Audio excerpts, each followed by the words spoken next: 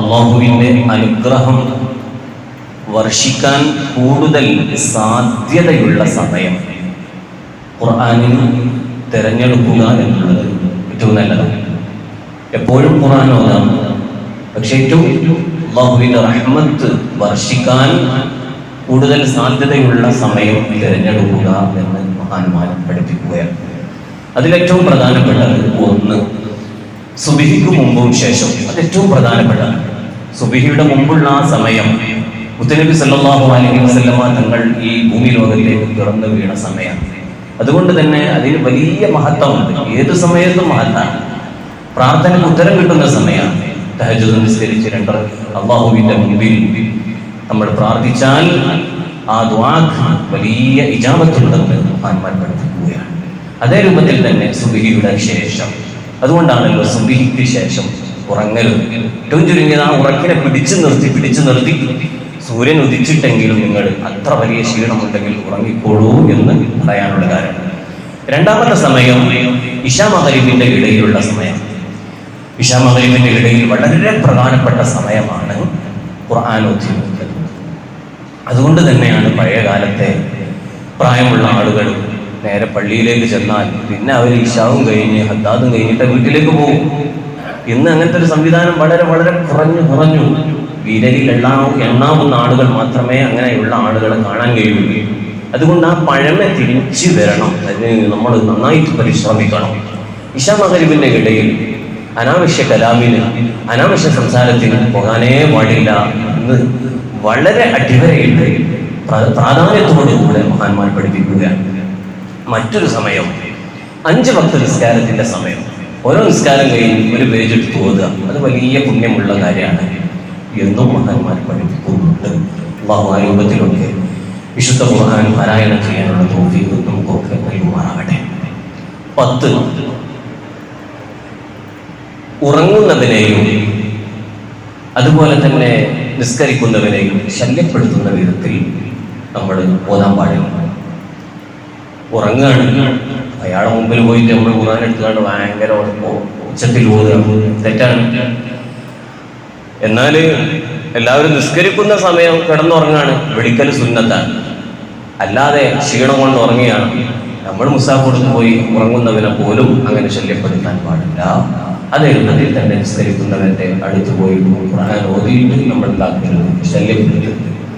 11 ഖുർആൻ ഓതുന്ന സമയത്ത് കളി തമാശകൾ ഒരിക്കലും ഉണ്ടാകരുത്. നമ്മളിങ്ങനെ ഖുർആൻ ഓതുക, ഒരു ഭാഗത്ത് കൈകൊണ്ട് ഇങ്ങനെ കളിക്കുക, മറ്റുള്ളവരെങ്ങനെ നുള്ളുക, അല്ലെങ്കിൽ ഇങ്ങനെ മറ്റെന്തെങ്കിലും കളിയിൽ ഏർപ്പെടുക, അല്ലെങ്കിൽ മൊബൈൽ കൊണ്ട് കളിക്കുക പാടില്ല. 12 കോട്ടുവായ ഇടരുത്. കോട്ടുവായ ഇടുമ്പോൾ നമുക്ക് ഓതിലേക്ക് എത്തുമ്പോൾ അതിനെ വിശദമായിട്ട് പറയാം. കാവൽ ചോദിക്കുന്ന ഒരു ഘട്ടമാണ് കോട്ടുവായ ഇടുന്ന സമയത്ത്. അപ്പൊ ആ കോട്ടുവായ ഇടുന്ന സമയത്ത് നമ്മൾ ചെയ്യേണ്ട കാര്യങ്ങളൊക്കെ ഇവിടെ നമുക്ക് പറയാം. അപ്പൊ ആ കോട്ടുവായ ഇടുന്നത് ക്ഷീണം കൊണ്ടാണെങ്കിൽ വേഗം പോയിട്ട് നമ്മൾ ഉളു എടുത്ത് ആ ക്ഷീണം മാറ്റുക എന്നും മഹാന്മാർ പഠിപ്പിക്കുന്നു. 13 സജദയുടെ ആയത്ത് ഓതിയാൽ ഓത്തിന്റെ സുജൂദ് ചെയ്യുക. സജദയുടെ ആയത്ത് ഓതുന്ന സമയത്ത് ഓത്തിന്റെ സുജൂദ് ചെയ്യുക. വിശുദ്ധ ഖുർആനിൽ 14ഓളം സ്ഥലങ്ങളിൽ സജദയുടെ ആയത്തുണ്ട്. ആ ആയത്ത് ഓതുന്ന സമയത്ത് സുജൂദ് ചെയ്യുക, അത് സുന്നത്താണ്. അപ്പൊ ആ സുജൂദ് ചെയ്യുന്ന സമയത്ത് പലപ്പോഴായി പള്ളിയിൽ വെച്ച് ഓതുന്ന സമയത്ത് ഇപ്പൊ കാർപ്പറ്റിൽ അങ്ങനെ തന്നെ മുസാഫ് വെച്ചിട്ട് സുജൂദ് ചെയ്യുക. സുജൂദ് ചെയ്യുന്നത് വലിയ പുണ്യമാണ്. അതിനേക്കാൾ വലിയ തെറ്റാണ് ഈ മുസാഫ് നമ്മൾ നിൽക്കുന്ന ആ കാർപ്പറ്റിൽ തന്നെ അങ്ങനെ വെക്കുക, അല്ലെങ്കിൽ മുസല്ലയിൽ തന്നെ അങ്ങനെ വെച്ചിട്ട് നമ്മൾ സുജൂദ് ചെയ്യുന്നത് തെറ്റല്ലേ? കാരണം നമ്മുടെ അരയുടെ ഈ ഭാഗത്തേക്ക് വിശുദ്ധ ഖുർആൻ ഇറങ്ങുക എന്നുള്ളത് വലിയ തെറ്റാണ്. അപ്പൊ എത്ര നമ്മൾ ചവിട്ടുന്ന സ്ഥലത്ത് ഖുർആൻ വെക്കുക പാടില്ല, തെറ്റാണ്. അപ്പൊ ഒന്ന് എഴുന്നേറ്റ് ഒന്ന് റാക്കിന്റെ മുകളിലോ ഉയർന്ന സ്ഥലത്തോ മുസ്ഹഫ് വെച്ച് നമ്മൾ സുജൂദ് ചെയ്യുക. സുജൂദ് ചെയ്യുമ്പോൾ നിസ്കാരത്തിലാണെങ്കിൽ തിലാവത്തിന്റെ സുജൂദ് ചെയ്യുന്നു എന്ന് കരുതി നേരെ സുജൂദിലേക്ക് പോയാൽ മതി. പിന്നെ അങ്ങനെ തന്നെ തക്ബീർ ചൊല്ലി എഴുന്നേറ്റാൽ മതി. ബാക്കിയുള്ളത് പിന്നെ അങ്ങനെ തന്നെ ഓതിയാൽ മതി. നേരെ മറിച്ച് നിസ്കാരത്തിന്റെ പുറത്താകുമ്പോൾ ചെയ്യേണ്ട കാര്യങ്ങൾ എന്താണ്? ഉയർന്ന സ്ഥലത്ത് വെക്കുക, നിയ്യത്ത്, തിലാവത്തിന്റെ സുജൂദ് അല്ലാഹു തആല ചെയ്യുന്നു എന്ന് പറഞ്ഞ് അല്ലാഹു അക്ബർ എന്നൊരു തക്ബീർ കെട്ടൽ സുന്നത്താണ്. എന്നിട്ട് നേരെ സുജൂദിലേക്ക് പോവുക. സുജൂദിലേക്ക് പോയാൽ സജദ വജ്ഹിയ ലില്ലദീ ഖലഖഹു വസവ്വറഹു വശഖ സമഅഹു വബസറഹു ബിഹൗലിഹി വഖുവ്വതിഹി ഫതബാറകല്ലാഹു അഹ്സനുൽ ഖാലിഖീൻ. ഈ ദിക്ർ ചൊല്ലി നേരെ ഇരുന്ന് അസ്സലാമു അലൈക്കും വറഹ്മത്തുള്ളാഹി, അസ്സലാമു അലൈക്കും. ഇതാണ് അതിൻ്റെ പരിപൂർണമായ രൂപം. ഇനി ഒരാൾ സുജൂദ് ചെയ്ത് എഴുന്നേറ്റ് കുഴപ്പമില്ല, എങ്കിലും പരിപൂർണമായ രൂപം ഇങ്ങനെയാണ് എന്ന് ഫിഖ്ഹിന്റെ ഗ്രന്ഥങ്ങളിൽ നമുക്ക് കാണാൻ കഴിയുകയാണ്. അപ്പോ സജദയുടെ ആയത്ത് ഓതിയാൽ ഓത്തിന്റെ സുജൂദ് ചെയ്യുക. അത് ഓത്തിന്റെ അദബുകളിൽപ്പെട്ട 13ാമത്തെ കാര്യം. 14 അല്ലാഹുവിന്റെ അതിശക്തമായ താക്കീതുകളെക്കുറിച്ചും കഠിനമായ ശിക്ഷകളെക്കുറിച്ചും ചിന്തിച്ചു കൊണ്ടുപോകുക. ഖുർആൻ ഇങ്ങനെ ഓതുകയാണ്. അപ്പൊ നമുക്ക് അർത്ഥം കിട്ടിയിട്ടില്ലെങ്കിലും നമുക്ക് ഏകദേശമൊക്കെ അദാബ് എന്ന് പറയുമ്പോൾ അള്ളാഹിന്റെ അദാബാണെന്ന് മനസ്സിലാവുമല്ലോ. അപ്പൊ അതിങ്ങനെ മഹ്ശറിനെ കുറിച്ച് പറയുമ്പോഴും അതുപോലെ തന്നെ യാസീനോദുമാൽ യൗമ നഖ്തിമു അലാ അഫ്വാഹിഹിം വതുകല്ലിമുനാ അയ്ദിഹിം വതശ്ഹദു അർജുലുഹും ബിമാ കാനൂ യക്സിബൂൻ.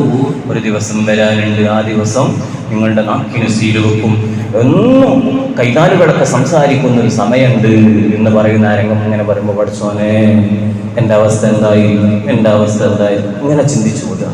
അത് വലിയ അദബാണ്. 15 ഖുർആൻ ഓതുന്ന സമയത്ത് നമ്മുടെ വീഴ്ചകളെ സംബന്ധിച്ച് ആലോചിച്ച് കരയുക. ഇമാം ഗസാലി റളിയല്ലാഹു അൻഹു പറയാണ്, ഖുർആൻ ഇങ്ങനെ ഓതുമ്പോൾ റബ്ബേ ഈ വിശുദ്ധ ഖുർആൻ എനിക്ക് നാളെ ആഖിറത്തിൽ വരുമ്പോൾ ശുപാർശയായി വരേണ്ടതാണ്, ഞാൻ അതിന് അർഹനാണോ റബ്ബേ എന്നും പറഞ്ഞ് നമ്മൾ ഇങ്ങനെ ചിന്തിച്ച് കരയുക. കരച്ചിൽ വരില്ലെങ്കിൽ ഉണ്ടാക്കി കരയുക എന്ന് പോലും മഹാന്മാർ പഠിപ്പിക്കുകയാണ്. അങ്ങനെ മഹ്ശറിൽ നിൽക്കുമ്പോൾ ആ നിൽക്കുന്ന സന്ദർഭങ്ങളെ ഓർത്ത് നന്നായി ആലോചിച്ച് കരയുന്നത് അത് ഖുർആനിനോടുള്ള അദബാണ്. എത്ര തോനെ എന്നറിയോ? മുത്തുനബി സല്ലല്ലാഹു അലൈഹി വസല്ലം തങ്ങളുടെ സ്വഹാബിയായിരുന്നു മഹാനായ ഇബ്നു മസ്ഊദ് റളിയല്ലാഹു അൻഹു. ഇടക്കിടക്ക് മുത്തുനബി സല്ലല്ലാഹു അലൈഹി വസല്ലം തങ്ങൾക്ക് അങ്ങോട്ട് ഖുർആൻ ഇങ്ങനെ ഓതി കേൾപ്പിക്കും. സല്ലല്ലാഹു അലൈഹി വസല്ലം തങ്ങൾക്ക് ഒരു ദിവസം ഖുർആൻ ഓതി കൊടുക്കാൻ, ഖുർആൻ ഓതി ഇങ്ങനെ കൊടുക്കുമ്പോൾ സല്ലല്ലാഹു അലൈഹി വസല്ലം തങ്ങൾ ഇതിങ്ങനെ കേട്ട് കേട്ട് കേട്ട് കണ്ണിൽ നിന്ന് കണ്ണുനീരുന്നു. ഈ സന്ദർഭം മഹാനായ ഇമാം ബുഖാരി റളിയല്ലാഹു അൻഹു അവിടുത്തെ കിതാബിൽ പറയുന്നു.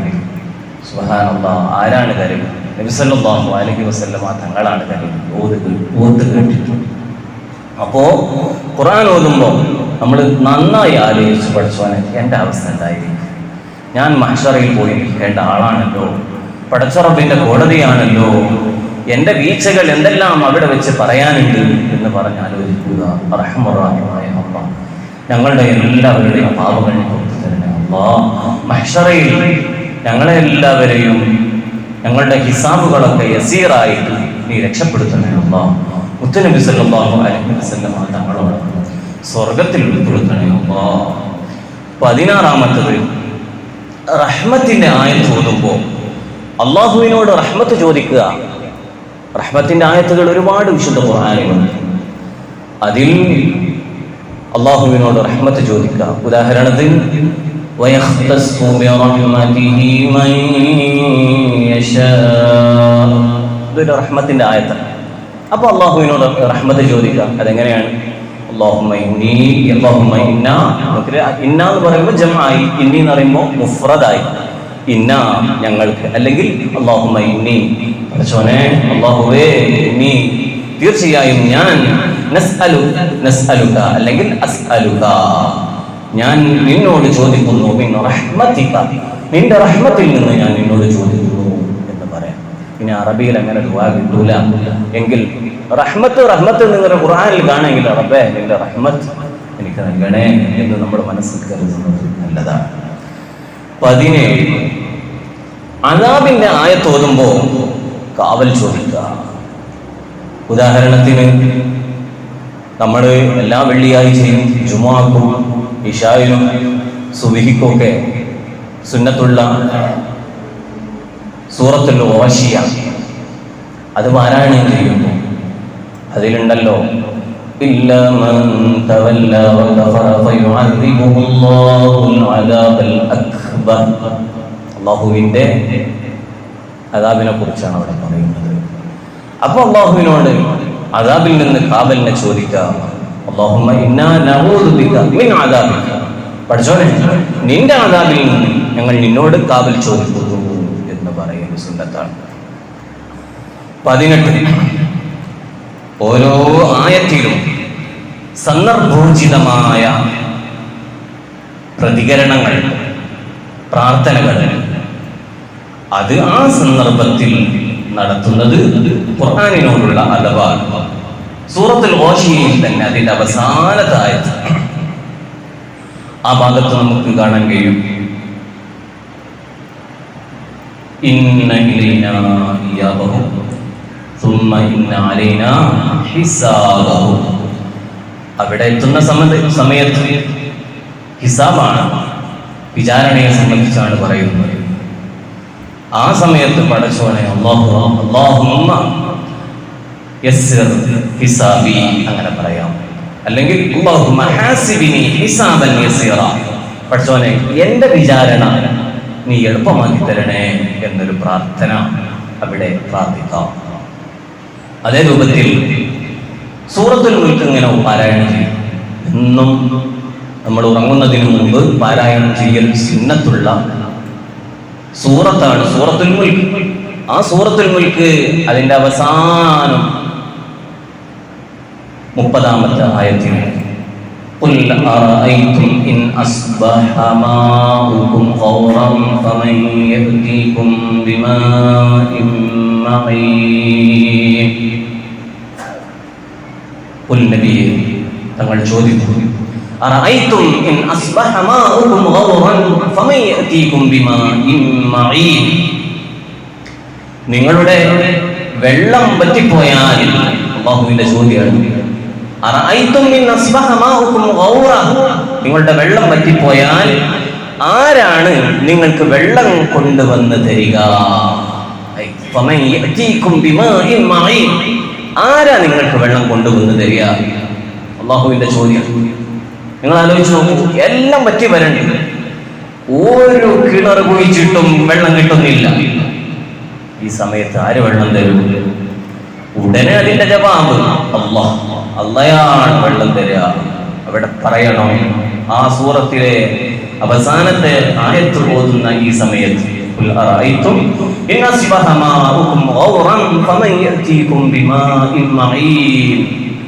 ഈ അവസാനത്തിൽ ഇതണ്ട് ഓതിക്കഴിഞ്ഞാൽ ഉടനെ പറയണം, അല്ലാഹു റബ്ബുൽ ആലമീൻ, ലോകരക്ഷിതാവായ റബ്ബായ അള്ളയാണ് വെള്ളം തരിക.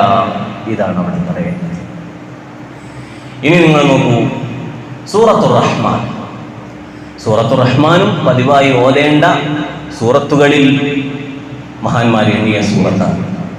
ആ സൂറത്തിൽ ഇടക്കിടക്ക് വരുന്ന ആയത്താണ് فبأي آلاء ربكما تكذبان.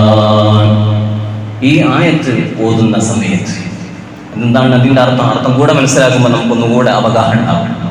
അതിന്റെ അർത്ഥം فبأي آلاء ربكما تكذبان.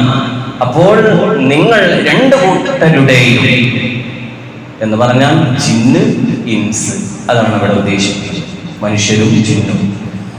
ആ രണ്ട് കൂട്ടരുടെയും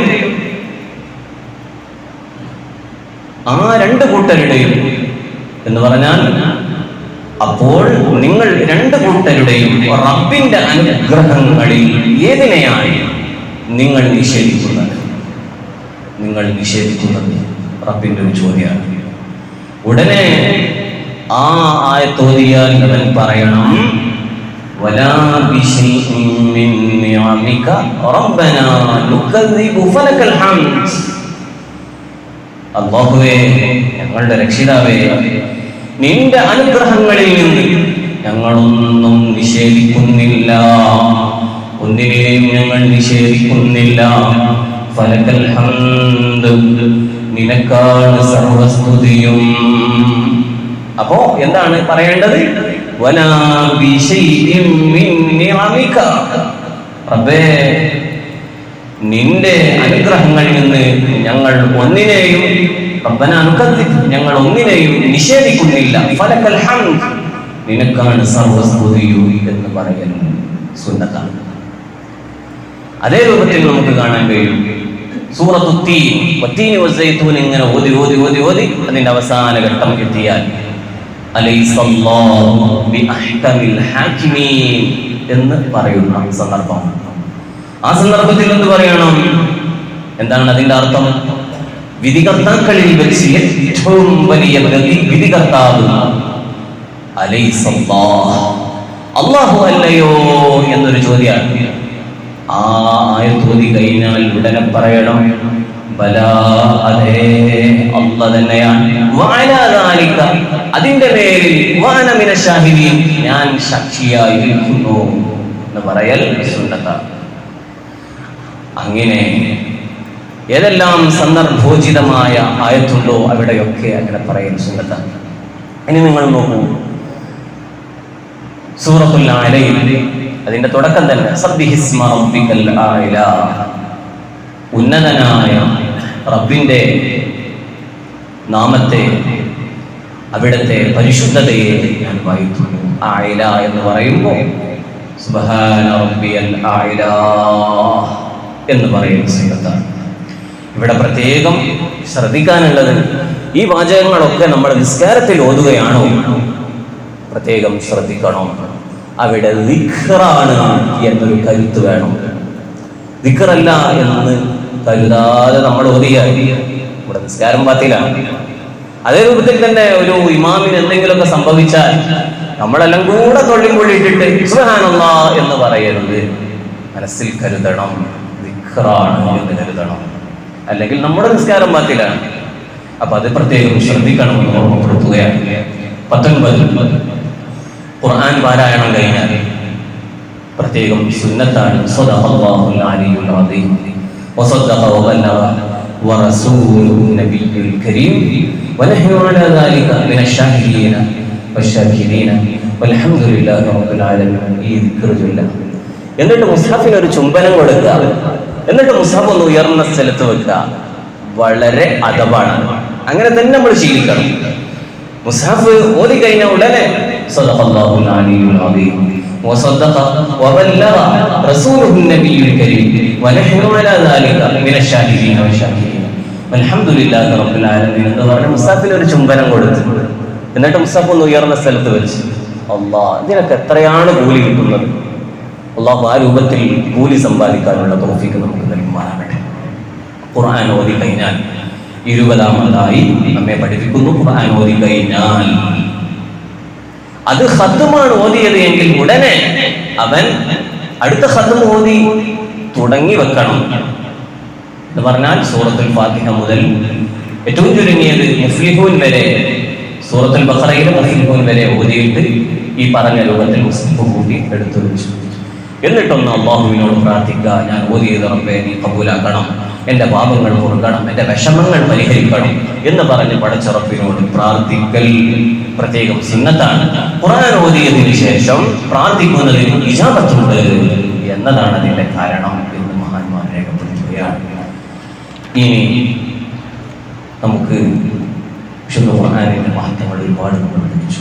ആ രൂപത്തിൽ ഖുർആനിന്റെ ആദരവും ബഹുമാനവും കാത്തു സൂക്ഷിക്കാൻ നമുക്കൊക്കെ അല്ലാഹു തൗഫീഖ് നൽകുമാറാകട്ടെ. ഔദുബിലേക്ക് കിടക്കുക. അതുകൊണ്ട് തന്നെ നല്ല മനസ്സോടുകൂടെ നമുക്കൊരു ഫാത്തിഹ ഓതാം. അല്ലാഹു നമ്മളിൽ നിന്ന് ഖബൂലാക്കുമാറാകട്ടെ. അഊദു ബില്ലാഹി മിനശ് ശൈത്വാനിർ റജീം. ബിസ്മില്ലാഹിർ റഹ്മാനിർ റഹീം. അൽഹംദുലില്ലാഹി റബ്ബിൽ ആലമീൻ. അർറഹ്മാനിർ റഹീം. മാലികി യൗമിദ്ദീൻ. إياك نعبد وإياك نستعين اهدنا الصراط المستقيم صراط الذين أنعمت عليهم غير المغضوب عليهم ولا الضالين.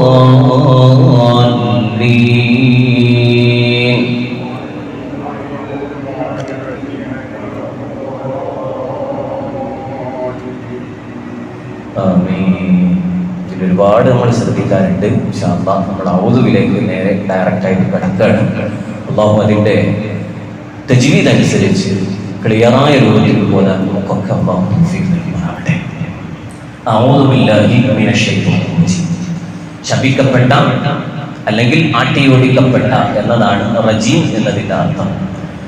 പിശാചിൽ നിന്ന് അള്ളാഹുവിനോട് ഞാൻ കാവൽ ചോദിക്കുന്നു എന്നതാണ് അഊദു. നിസ്കാരത്തിൽ അഊദു ഓതുമ്പോൾ സിറൻ നിലക്കാണ് ഓതേണ്ടത്. ഫിഖിന്റെ എല്ലാ ഗ്രന്ഥങ്ങളിലും കാണാൻ കഴിയും. വജ്ജത്തു എങ്ങനെയാണോ ഓതുന്നത് അതുപോലെ തന്നെ റുകൂഇലെ ദിക്ർ എങ്ങനെയാണോ, സുജൂദിലെ ദിക്ർ എങ്ങനെയാണോ, അത്തഹിയാത്തും ഇതൊക്കെ എങ്ങനെയാണോ ഓതുന്നത് അതേപോലെയാണ് ഔദു ഓതേണ്ടത്. ഔദു ഉറക്കയാക്കാൻ പാടില്ല. അങ്ങനെ ഔദു ഓതണം. നിസ്കാരത്തിന്റെ പുറത്ത് നമുക്ക് ഉറക്കനെ ഓതാം. ഖുർആൻ ഓതുന്ന സമയത്ത് ഔദു ഓതുക എന്നുള്ളത് വലിയ സുന്നത്താണ്. ഫഇദാ ഖറഅതൽ ഖുർആന ഫസ്തഇദ് ബില്ലാഹി മിനശ് ശൈത്വാനിർ റജീം. സൂറത്തുൻ നഹ്ലിലെ 98-ാമത്തെ ആയത്ത് നമ്മോട് പറയുന്നത്, നീ ഖുർആൻ ഓതുകയാണെങ്കിൽ പിശാചിൽ നിന്ന് അല്ലാഹുവിനോട് കാവൽ ചോദിക്കണം. കാരണം ഔദു നമ്മൾ ഓതിയിട്ട് അതിൽ നിന്നൊരു സുരക്ഷിതത്വം നേടിയാൽ ഖുർആൻ ഓതുമ്പോൾ ക്ഷീണം വരൂല, ഉറക്കം വരൂല, നല്ല ഇൻട്രസ്റ്റ് ആയിരിക്കും. പിശാച് മനുഷ്യന്റെ ശത്രുവാണ്. ആ ശത്രു നമ്മെ ദുർമന്ത്രം പറഞ്ഞ് പറഞ്ഞ് പറഞ്ഞ് അതിൽ നിന്ന് വഴിതിരിക്കാൻ ശ്രമിക്കും. അതുകൊണ്ട് ഔദു ഓതൽ പ്രത്യേകം സുന്നത്താണ്. അങ്ങനെ ഔദുവിന്റെ വിശദീകരണത്തിൽ നമുക്ക് കാണാൻ കഴിയും, ഏത് നല്ല കാര്യം തുടങ്ങുമ്പോഴും പിശാച് അവനെ വഴിതിരിക്കാൻ വേണ്ടി ശ്രമിക്കും. അതുകൊണ്ട് തന്നെ ആ പിശാചിൽ നിന്ന് കാവൽ ചോദിക്കൽ പ്രത്യേകം നല്ലതാണ്. അതിൽ മഹാന്മാർ പഠിപ്പിക്കുകയാണ്, മനുഷ്യന് ദേഷ്യം പിടിക്കുന്നൊരു സന്ദർഭം ഔദു ഓതൽ പ്രത്യേകം സുന്നത്താണ്. അത് മുത്തുനബി സല്ലല്ലാഹു അലൈഹി വസല്ലമ തങ്ങളുടെ ഹദീസിൽ നിന്ന് മഹാന്മാർ വ്യക്തമാക്കി തരികയാണ്. നബി സല്ലല്ലാഹു അലൈഹി വസല്ലമ തങ്ങളുടെ സമീപത്ത് വെച്ച് രണ്ടുപേർ തമ്മിൽ പരസ്പരം ചീത്ത പറയുകയാണ്, ദേഷ്യം പിടിക്കുകയാണ്. ദേഷ്യം കാരണം അതിൽ ഒരാളുടെ മുഖം ചുവന്നുപോയി. അപ്പോൾ മുത്തുനബി സല്ലല്ലാഹു അലൈഹി വസല്ലമ തങ്ങൾ പറയുകയാണ്, എനിക്ക് ഒരു വാചകം അറിയാം. ആ വാചകം അവൻ പറഞ്ഞിരുന്നുവെങ്കിൽ അവനിൽ കാണുന്ന ആ ദേഷ്യം, അവനിൽ കാണുന്ന ആ കോപം അവനെ വിട്ടുപോകുമായിരുന്നു. ആ വാചകം ഏതാണെന്നറിയുമോ? ആ വാചകമാണ് അഊദു ബില്ലാഹി മിനശ് ശൈത്വാനിർ റജീം. അപ്പൊ ഔദു ഓതൽ ദേഷ്യം പിടിക്കുന്ന സന്ദർഭത്തിൽ പ്രത്യേകം സുന്നത്താണ്. കാരണം നബി സല്ലല്ലാഹു അലൈഹി വസല്ലമ തങ്ങൾ പഠിപ്പിച്ചിട്ടുണ്ട്, അല്ലാഹു മിനശ് ശൈത്വാൻ, ദേഷ്യം വരുന്നത് മനുഷ്യന് ഹീറ്റായിട്ട് ജക പോകാക്കുക, അത് മിനശ് ശൈത്വാൻ, പിശാചിൽ നിന്നാണ്. മാത്രല്ല മനുഷ്യന്റെ രക്തം പാസ് ചെയ്യുന്ന ഏത് ഭാഗത്തും പിശാചുണ്ടാകും. അതുകൊണ്ട് തന്നെ പിശാചിൽ നിന്ന് പ്രത്യേകം കാവൽ ചോദിക്കൽ സുന്നത്താണ്. കാരണം മനസ്സിലേക്ക് അനാവശ്യ ചിന്ത കൊണ്ടുവരുന്നത് പിശാച. അതേ രൂപത്തിൽ ഖുർആൻ ഓതുമ്പോൾ അവന്റെ പിഴപ്പിക്കലിൽ നിന്നുള്ളൊരു സുരക്ഷിതത്വമാണ് ഔദു. അതുകൊണ്ട് ഔദു അതിൽ പ്രത്യേകം സുന്നത്താണ്. അങ്ങനെ കാവൽ തേടേണ്ട ചില സന്ദർഭങ്ങൾ ഇങ്ങനെ മഹാന്മാർ എണ്ണി എണ്ണി തരികയാണ്. അതിൽപ്പെട്ടതാണ് കോട്ടുവായ ഇടുമ്പോൾ. ഞാൻ നേരത്തെ പറഞ്ഞിരുന്നു, അത് ഈ സമയത്ത് വിശദമാക്കാം. കോട്ടുവായ, ആ കോട്ടുവായ പിശാചിൽ നിന്നാണ്. അതെന്തേ കാരണം? നബി സല്ലല്ലാഹു അലൈഹി വസല്ലമ തങ്ങളുടെ ഹദീസിൽ കാണാൻ കഴിയും, ഖാല റസൂലുള്ളാഹി സ്വല്ലല്ലാഹു അലൈഹി വസല്ലം ഇദാ തസാഅബ അഹദുകും ഫൽയുംസിക് ബിയദിഹി ഫീഹി വല്ലവനും ഇദാ തസാഅബ അഹദുകും നിങ്ങളിൽ ഒരാൾ കൂട്ടുവായ ഇടുന്ന സന്ദർഭത്തിൽ ഫൽയുംസിക് ബിയദിഹി ഫീഹി അവന്റെ കൈ കൊണ്ട് ആ കൂട്ടുവായെ പിടിച്ചു നിർത്തട്ടെ. അതെങ്ങനെ പിടിച്ചു നിർത്തണം? ഇടത് കൈയിന്റെ പുറം ഭാഗം കൊണ്ട് പിടിച്ചു നിർത്തണം. അല്ലാതെ മനുഷ്യന്മാരെ മുമ്പ് എന്ന് പറഞ്ഞിട്ട് ഇടാൻ പാടില്ല, തെറ്റാണ്. അപ്പൊ അവിടെ ഇടത് കൈയിന്റെ പുറം ഭാഗം കൊണ്ട് അവിടെ പിടിച്ചു നിർത്തണം. അങ്ങനെ പിടിച്ചു നിർത്തിയിട്ട് അഊദു ബില്ലാഹി മിനശ് ശൈത്വാനിർ റജീം എന്ന് പറയുന്ന സുന്നത്താണ്. ഹദീസിൽ കാണാൻ കഴിയും. ഹദീസിൽ ഔദു ഓതണം എന്നില്ലെങ്കിലും ഫഇന്ന ശൈത്വാന യദ്ഖുലു പിശാച് അതിലൂടെ പ്രവേശിക്കും എന്ന് കാണാൻ കഴിയും. ഈ ഹദീസ് വ്യാഖ്യാനിച്ചുകൊണ്ട് മഹാന്മാർ പറയുന്നു, പിശാച് മോട്ട് കാണിക്കുന്ന, പിശാച് നമ്മെ ശല്യപ്പെടുത്തുന്ന ഏത് സന്ദർഭങ്ങളിലും ഔദു ഓതൽ സുന്നത്താണല്ലോ. മുത്തുനബി സല്ലല്ലാഹു അലൈഹി വസല്ലം തങ്ങളുടെ ഹദീസിൽ വളരെ വ്യക്തമാണല്ലോ ഈ കോട്ടുവായ എന്നുള്ളത് പിശാചിന്റെ പരിപാടിയാണ് എന്നുള്ളത്, അതിലൂടെ പിശാച് പ്രവേശിക്കും എന്നുള്ളത്. അതുകൊണ്ട് ആ സന്ദർഭത്തിലും ഔദു ഓതൽ പ്രത്യേകം സുന്നത്താണ്. ഇനി നിങ്ങൾ നോക്കൂ, മുത്തുനബി സല്ലല്ലാഹു അലൈഹി വസല്ലം തങ്ങൾ കോട്ടുവായ ഇടാറില്ല. അത് ഖുസൂസുൻ നബി സല്ലല്ലാഹു അലൈഹി വസല്ലം, നബി സല്ലല്ലാഹു അലൈഹി വസല്ലം തങ്ങളുടെ പ്രത്യേകതയാണ്. സല്ലല്ലാഹു അലൈഹി വസല്ലം തങ്ങൾക്ക് അതുപോലെ ഒരുപാട് ഖുസൂസിയത്ത് അല്ലാഹു തആല നൽകിയിട്ടുണ്ട്. അല്ലാഹുവേ അവിടുത്തെ ശഫാഅത്ത് ഞങ്ങൾക്കൊക്കെ നൽകണേ അല്ലാഹ്. ഇനി മറ്റൊരു സന്ദർഭമാണ് വിസർജനത്തിന് വേണ്ടി പോകുന്ന സമയത്ത്. ടോയ്ലറ്റിലേക്ക് പോകാൻ വേണ്ടി മുട്ടി ഉടനെ ഓടിപ്പായുന്നതിന് പകരം നമ്മൾ ദിക്റ് ചൊല്ലി അതോടുകൂടെ കടക്കണം. ദിക്റ് ചൊല്ലി ഇടത് കാല് വെച്ച് കയറണം. അതാണ് അതിന്റെ അദബ്. ബാത്റൂമിൽ വെച്ച് പോലും പേടിപ്പെടുത്തുന്ന സന്ദർഭങ്ങൾ, ഒരു കുട്ടി പേടിച്ചു എവിടുന്ന് ബാത്റൂമിൽ, അത് പിശാച് കാരണമാണ്. അപ്പൊ അതിനുള്ള ഒരു സുരക്ഷിതത്വമാണ് ഔദു. അതുകൊണ്ടാണല്ലോ ബിസ്മില്ലാഹി അല്ലാഹുമ്മ ഇന്നി അഊദു ബിക മിനൽ ഖുബതി വൽ ഖബാഇസ് എന്ന ദിക്ർ ചൊല്ലി ഇടത് കാല് വെച്ച് നമ്മൾ കയറണം എന്ന് പറഞ്ഞത്. എന്താണ് അവിടെ പറഞ്ഞത്? ആൺ പിശാചുക്കളിൽ നിന്നും പെൺ പിശാചുക്കളിൽ നിന്നും അല്ലാഹുവേ ഞാൻ നിന്നോട് കാവലിനെ ചോദിക്കുന്നു എന്നതിന് അർത്ഥമുണ്ട്. അതിൽ തന്നെ ആ അർത്ഥം വെച്ച് മഹാന്മാർ പറയുന്നു, ആൺ പിശാച് അല്ലെങ്കിൽ ആൺ ബാക്ടീരിയ, അല്ലെങ്കിൽ പെൺ പിശാച് അല്ലെങ്കിൽ പെൺ ബാക്ടീരിയ, അത് ഉണ്ടാകുന്ന ഏറ്റവും സാധ്യത കൂടുതലുള്ള സ്ഥലമാണ് ബാത്റൂം എന്ന് പറയുന്നത്. അപ്പോൾ അവിടെ ആ ദിക്ർ ചൊല്ലിയാൽ നമുക്കതൊരു സുരക്ഷിതത്വമാണ്. അത് ചൊല്ലിക്കയറുക. ഇനിയും നിങ്ങൾ നോക്കൂ, മഹാന്മാർ പഠിപ്പിക്കുന്നു പള്ളിയിൽ കയറുക. പള്ളിയിൽ കയറുമ്പോൾ ഔദു ഓതണം. എന്തേ കാരണം? പള്ളിയിൽ കയറിയാൽ അനാവശ്യ സംസാരങ്ങളിൽ ഏർപ്പെടാതെ പിടിച്ചു നിർത്താനുള്ള കഴിവ് ഔദുവിനുണ്ട്.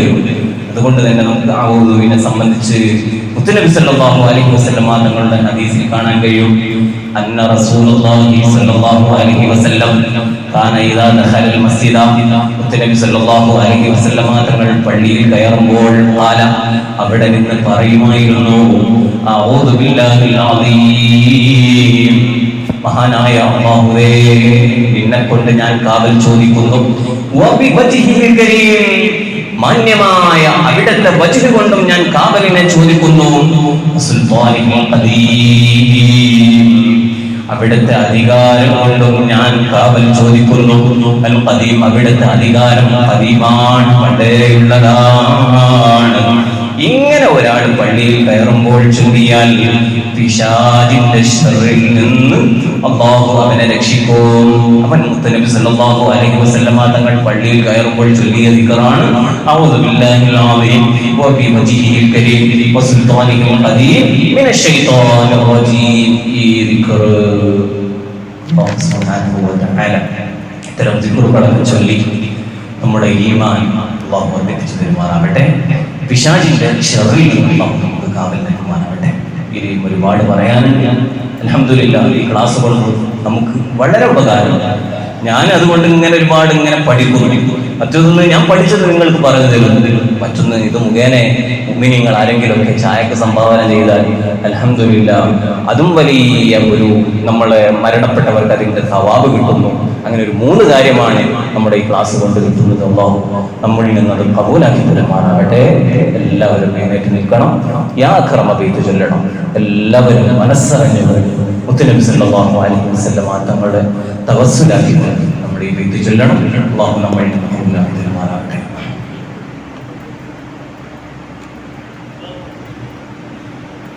يا أكرم الخلق ما لمن أعلمه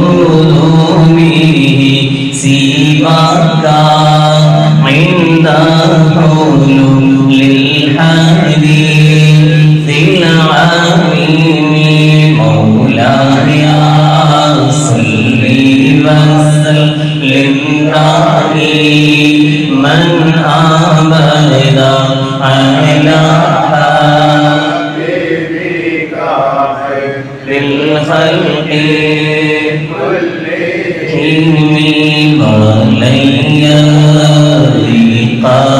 رسول الله جاهك بإذا الكريم تجلى باسمي منتقم مولاي صل وسلم دائما أبدا على حبيبك خير الخلق كلهم فإنا من جودك دنيا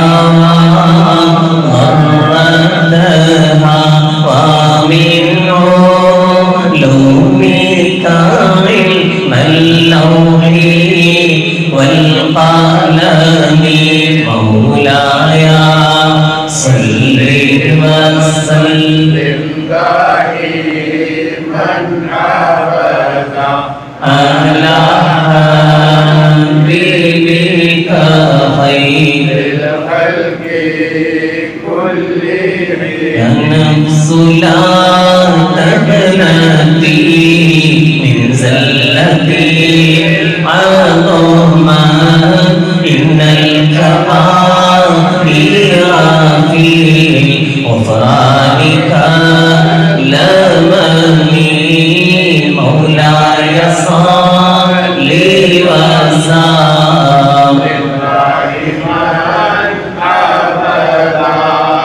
على حبيبك خير الخلق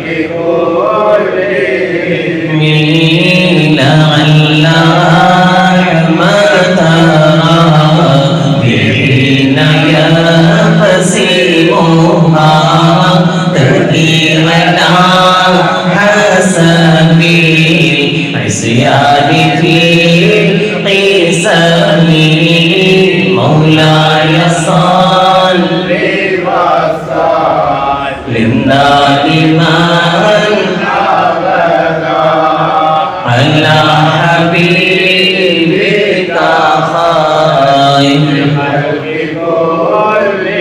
كلهم يا رب واجعل رجائي غير عاكسي لديك واجعل حسابي غير منخرم مولاي صل وسلم دائما أبدا على حبيبك خير الخلق كلهم والطف بعبدك في دارين إنا له صبرا ما تقدره الأحوال ينهزم مولاي صل وسلم دائما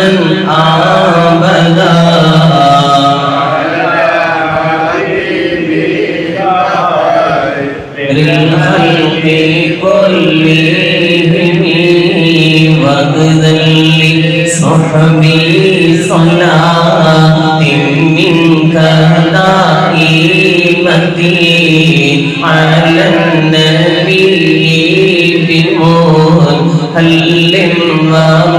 ومنسجم مولاي صل وسلم دائما أبدا على حبيبك خير الخلق كلهم والآل والصحب من تابعين له أهل التقى والنقى والحلم والكرم مولاي صل وسلم دائما أبدا على حبيبك خير الخلق كلهم رنت عذبات الباني في حصبان وأطرب القيس هذه العيس بالنغم صلى الله على محمد صلى الله عليه وسلم صلى الله على محمد صلى الله عليه وسلم ثم الرضا عن أبي بكر وعن عمر وعن علي وعن عثمان ذي الكرم صلى الله على محمد صلى الله عليه وسلم صلى الله على محمد صلى الله عليه وسلم سعد سعيد زبير طلحة وأبي عبيدة وابن عوف عاشر الكرم صلى الله على محمد صلى الله عليه وسلم صلى الله على محمد صلى الله عليه وسلم يا ربي بالمصطفى بلغ مقاصدنا واغفر لنا ما مضى يا واسع الكرم يا ربي بالمصطفى بلغ مقاصدنا واغفر لنا ما مضى يا واسع الكرم يا ربي بالمصطفى بلغ مقاصدنا واغفر لنا ما مضى يا واسع الكرم مولاي صل وسلم